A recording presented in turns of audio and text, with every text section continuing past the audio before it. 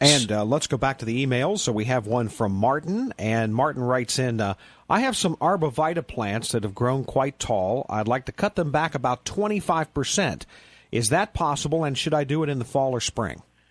Well, I'm going to start that off, and Ashton, you may have another feel. Arborvitae is an evergreen. It does die from the stem out, but it's a natural death. It's the loss of formerly active stem tips and so on, so that when you are dealing with cutting back 25%, if you're looking from a second-story window, you're going to look down into some dead center area. But I know that it can be done. I have done it personally. I've done it, recommended it for people, etc.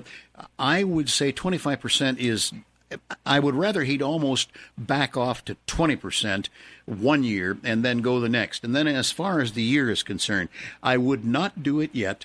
But then anytime, Ashton, you mentioned that Thanksgiving dinner, anytime after Thanksgiving where the plants have gone into the winter dormancy and so on, I think it could be done, and I would certainly have it done by late March, very earliest part of April, before any growth starts. And then the plant can just kind of take on off from there. I'd also be inclined to just lightly side dress some fertilizer down through to give them, as well as any plant you cut back hard, give them just a bit of a pick-me-up.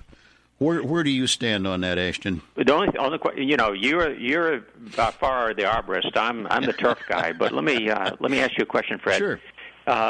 If you had a choice of if you're doing your 20% cutback, if you're just cutting off the 20% of a limb at the tip, or if you got a choice of taking that limb all the way back to the main trunk. Okay. And taking out certain limbs to open it up a little bit so light can get down into the center. Which way would you go? Well, I would say all of the above in a way. Now, I wasn't thinking that. He's probably wanting to just simply alter their apparent ability to grow taller.